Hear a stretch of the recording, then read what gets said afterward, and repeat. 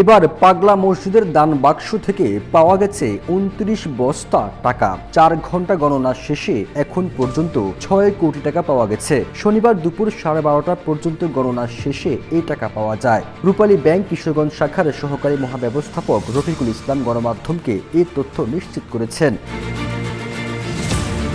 পাগলা মসজিদ কমিটির সভাপতি কিশোরগঞ্জ জেলা ম্যাজিস্ট্রেট ও জেলা প্রশাসক ফজিয়া খান, পুলিশ সুপার মোহাম্মদ হাসান চৌধুরী সহ পুলিশের নিরাপত্তায় দানের সিন্দুকগুলো খোলা হয়। পাগলা মসজিদের 10টি দান বাক্স ও একটি ট্যাঙ্ক থেকে এবার রেকর্ড পরিমাণ 29 বস্তা টাকা পাওয়া গেছে। পরে মসজিদ কমপ্লেক্সের দ্বিতীয় তলায় টাকা গণনার কাজ শুরু হয়।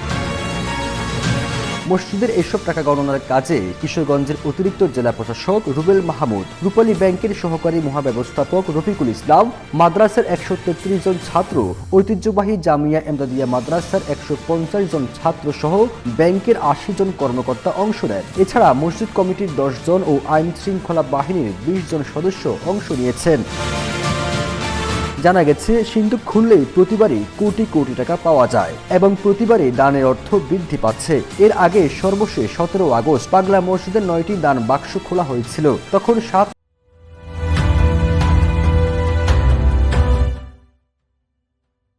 কোটি 22,13,046 টাকা পাওয়া যায়। এর আগে একই বছর 20 এপ্রিল পাগলা মসজিদের 9টি দান বাক্স খোলা হয়েছিল। তখন রেকর্ড পরিমাণ 7,78,67,537 টাকা পাওয়া যায়, যা এর আগের সব রেকর্ড ভেঙে নতুন রেকর্ড সৃষ্টি হয়েছিল।